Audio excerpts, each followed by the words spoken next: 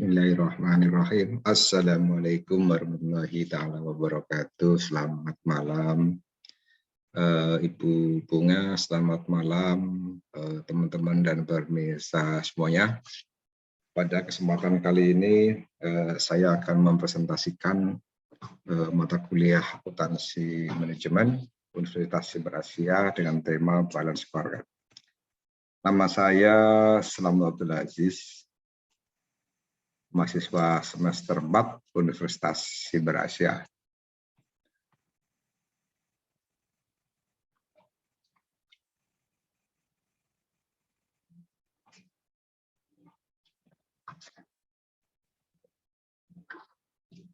Pertama kita akan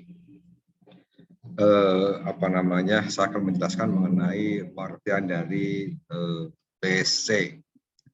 Merupakan metode pengukuran kinerja yang biasanya digunakan oleh suatu perusahaan atau juga bisa disebut dengan strategi manajemen.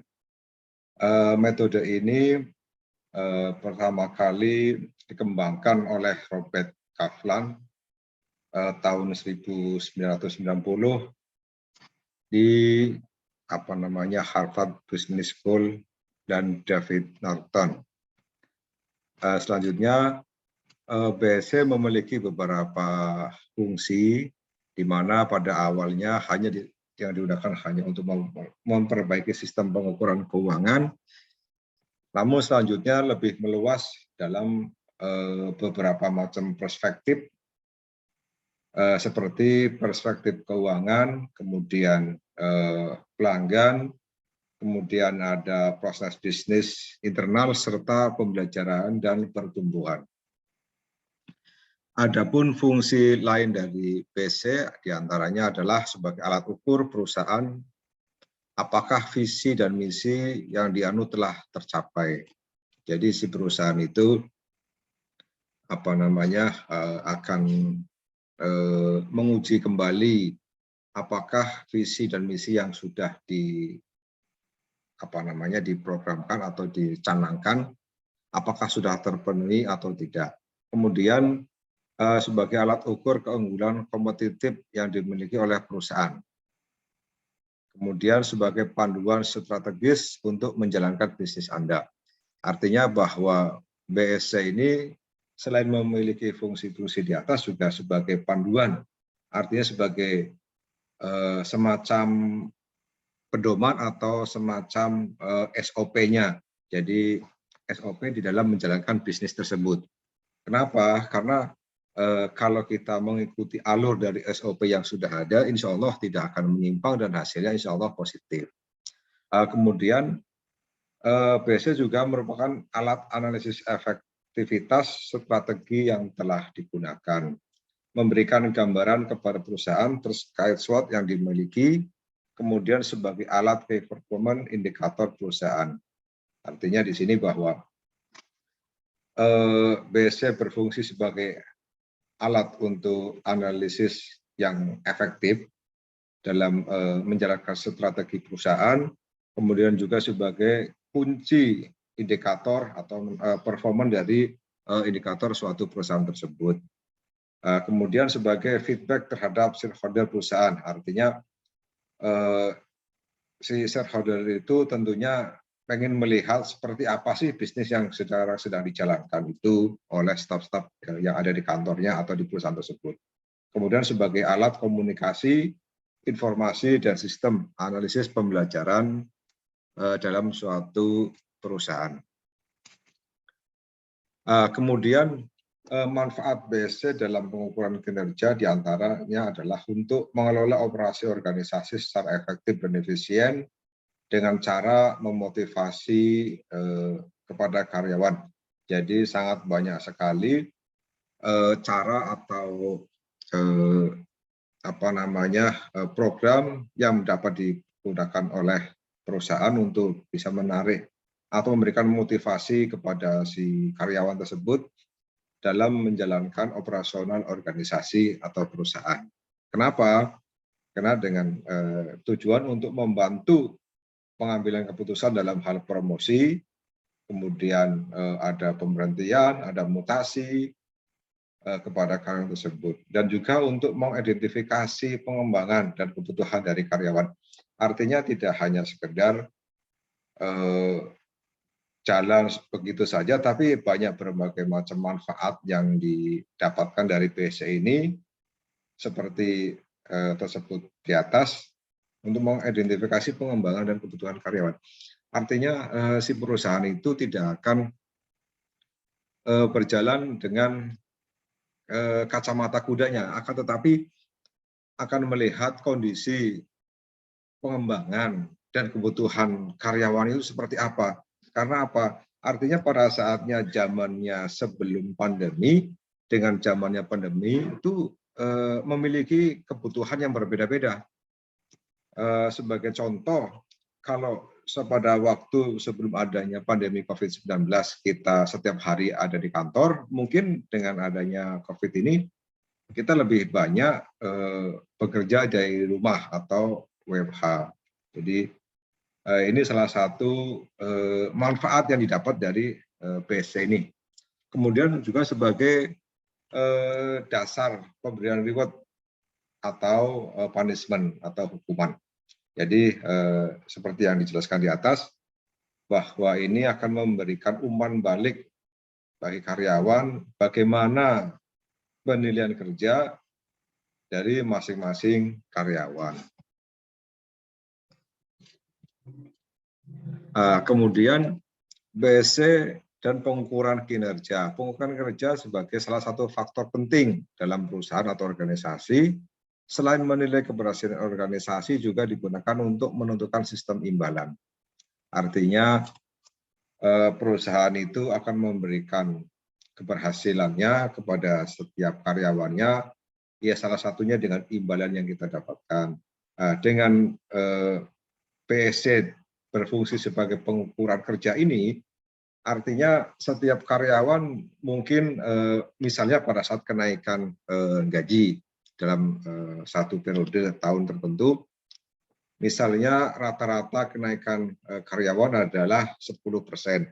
Akan tetapi dengan adanya pengukuran kinerja, masih ada kemungkinan si perusahaan itu menetapkan yang pertama, kenaikan pertama adalah rata-rata 10%, kemudian selebihnya ada yang ada tambahan menjadi 15% atau 20%, semua tergantung dari karyawan masing-masing yang telah perusahaan lakukan pengukuran dengan sistem BSC ini. Nah, artinya tidak hanya sekedar alat kinerja, tapi bentuk transportasi strategik kepada seluruh tingkatan dalam organisasi. Kemudian perspektif BSC. Menurut Kaplan dan Norton, terdapat dua keunggulan utama dari pendekatan 4 perspektif BSC, yaitu BSC menyatukan elemen yang berbeda dari agenda kompetitif perusahaan dalam satu laporan. Kemudian dengan menggabungkan semua metrik operasional yang krusial, manajer per divisi atau departemen dipaksa untuk mempertimbangkan suatu pencapaian dengan risiko yang berpotensi terjadi. Kemudian ada 4 perspektif tersebut, diantaranya adalah yang pertama perspektif keuangan. Ini perspektif yang tidak bisa diabaikan, di mana pengukuran kerja keuangan menunjukkan apakah perencanaan, kemudian implementasinya dan pelaksanaannya apakah telah memberikan perbaikan yang mendasar. Ya, mungkin bisa berupa operating income-nya seperti apa, return on investment-nya seperti apa, kemudian ada nilai tambah ekonominya seperti apa. Kemudian yang kedua adalah perspektif pelanggan. Nah, perspektif pelanggan ini mendefinisikan perusahaan perlu lebih terdahulu menentukan segmen pasar dan pelanggan yang menjadi target.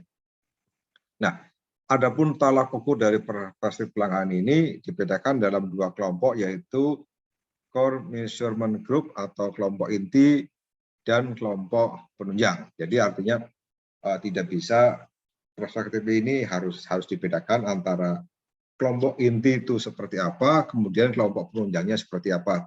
Artinya tidak bisa disamaratakan. Kemudian yang ketiga adalah perspektif proses bisnis internal, di mana menampilkan proses kritis yang memungkinkan unit bisnis untuk memberi value proposition yang mampu menarik dan mempertahankan pelanggannya di segmen pasar yang diinginkan dan memuaskan para pemegang saham. Nah, secara umum ada 3 prinsip dasar perspektif proses bisnis internal, yaitu proses inovasi, kemudian ada proses operasi dan pelayanan purna jual. Proses inovasi ini adalah pengembangan terhadap bisnis internalnya itu seperti apa, kemudian proses operasionalnya seperti apa, kemudian pelayanan purna jual, artinya pelayanan setelah kalau seumpamanya kalau kita punya kendaraan, kemudian kita mau kita jual kembali, biasanya kebiasaan kita sebagai manusia Indonesia khususnya nih, sebelum kita membeli 1 unit mobil, biasanya sudah mikir-mikir dulu nih, nanti pelayanan purna jualnya seperti apa. Nah, ini merupakan salah satu contoh perspektif proses bisnis internal. Artinya si calon pembeli sudah memikirkan ke depan, nanti kalau bosan nih mau dijual, harganya bagaimana nih? Apakah cukup stabil atau turunnya jauh atau seperti apa? Kemudian yang keempat adalah perspektif pembelajaran dan pertumbuhan, di mana perspektif ini menyediakan infrastruktur bagi tercapainya ketiga perspektif di atas untuk menghasilkan pertumbuhan dan perbaikan jangka panjang. Nah, dalam perspektif pembelajaran dan pertumbuhan ini mencakup 3 prinsip kapabilitas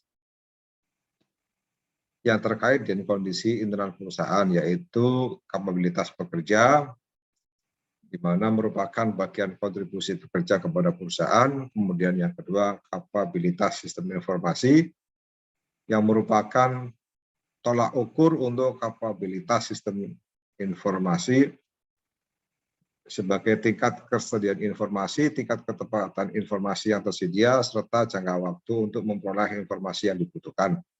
Kemudian yang ketiga adalah iklim organisasi, di mana merupakan salah satu yang mendorong timbulnya motivasi, kemudian adanya pemberdayaan yang merupakan suatu yang penting dalam menciptakan pekerja yang berinisiatif. Nah, kemudian BSE ini juga menjadi alat manajemen yang biasa digunakan berbagai jenis perusahaan. Biasanya BSE ini digunakan oleh tim manajemen baik di tingkat eksekutif dan di tingkat divisi atau departemen. Nah, salah satu kunci dari penggunaan BSE ini adalah memiliki integritas dan dukungan penuh atas kepemimpinan manajemen perusahaan.